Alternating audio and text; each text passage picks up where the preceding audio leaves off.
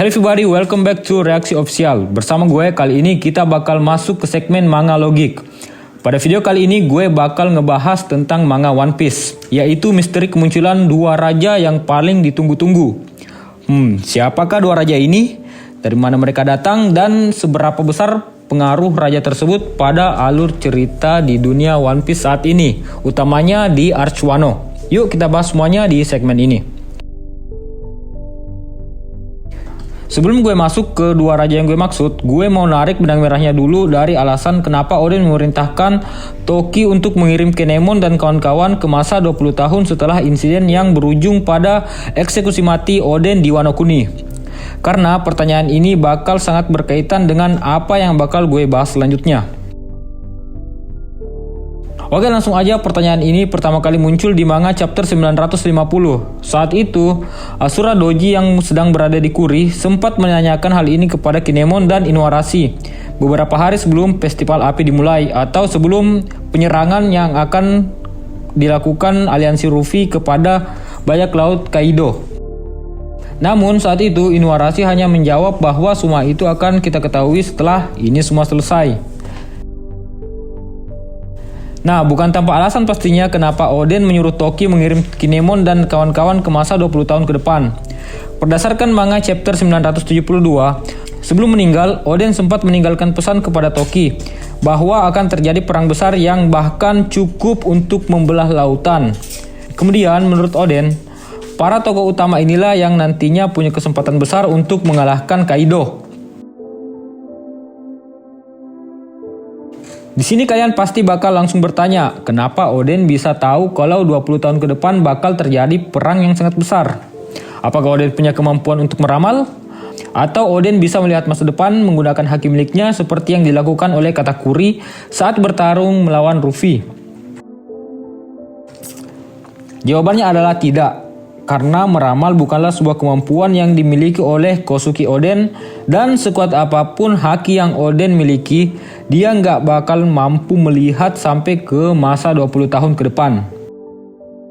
Jadi menurut gue, alasan yang paling tepat kenapa dia bisa mengetahui kejadian 20 tahun mendatang adalah ada kaitannya dengan perjalanan Oden menuju Raftel bersama Roger.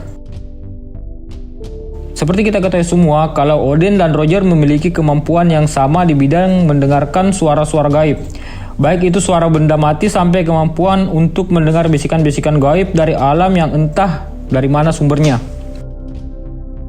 Di manga chapter 968, sesaat setelah bajak laut Roger dibubarkan, gue menemukan sebuah momen yang sangat menarik ketika Roger menceritakan ke Rayleigh tentang suara yang entah dari mana datangnya tiba-tiba berbisik ke telinganya.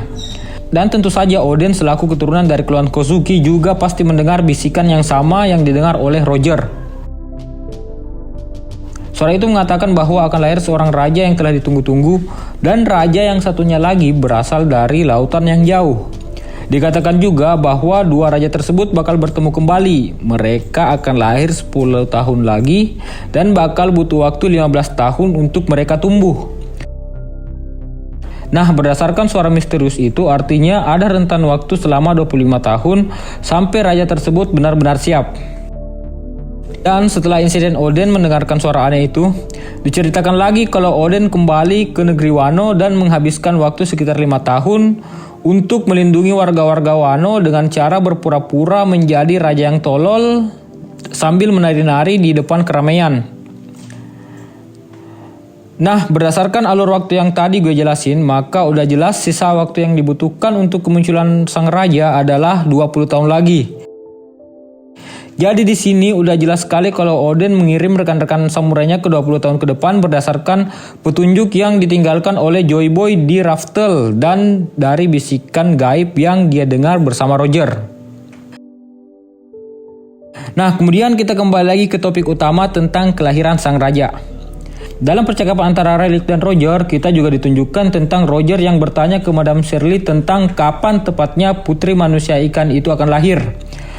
Madame Shirley menjawab 10 tahun lagi, dan setelah itu Roger langsung mengatakan kalau dia memang yakin bahwa bakalan ada orang yang bakalan lahir di masa depan dan akan melampaui Roger.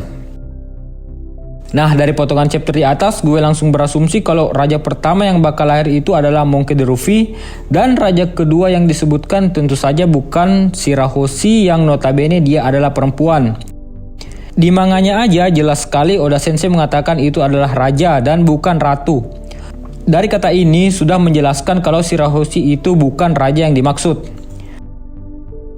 Kemudian gue lanjut ke petunjuk bahwa raja yang kedua dikatakan dia berasal dari laut yang sangat jauh. Yang artinya raja yang bakal bertemu dengan Luffy ini adalah raja yang udah lahir dari sejak lama. Bahkan raja ini udah ada sejak zaman Roger.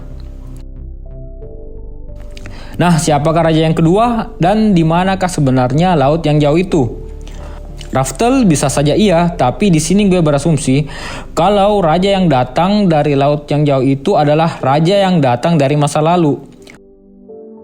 Raja yang dimaksud adalah orang yang memiliki kekuatan yang sama dengan Toki, atau minimal dia punya seorang teman yang memiliki kekuatan buah setan yang sama dengan yang dimiliki oleh Toki, yaitu kekuatan untuk menuju ke masa depan dan mengirim orang ke masa depan. Nah, dan menurut gue raja ini adalah orang yang selama ini disebut dengan nama Joy Boy.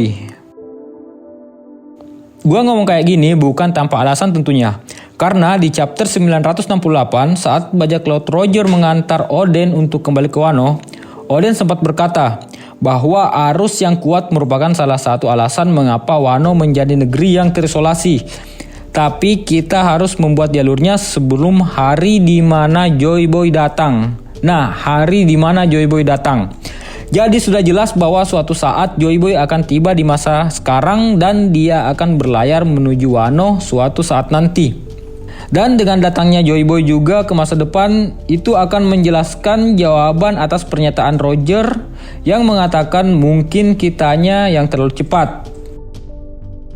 Artinya saat Roger sampai ke Raftel, saat itu Joy Boy belum sama sekali muncul di Raftel. Nah, di sini gue yakin saat Roger sampai di Raftel, selain pengetahuan apa yang sebenarnya yang terjadi di abad kekosongan dan arti sebenarnya dari nama D, dia juga menemukan sebuah pesan yang ditulis oleh Joy Boy dari masa lalu yang mengatakan bahwa suatu saat dia akan tiba di Raftel, atau Joy Boy-nya ini akan tiba di Raftel. Tapi saat itu adalah bukan saat Roger datang ke Raftel, melainkan 25 tahun setelah Roger tiba di Raftel, atau 20 tahun setelah kejadian eksekusi mati Oden di Wano Kuni.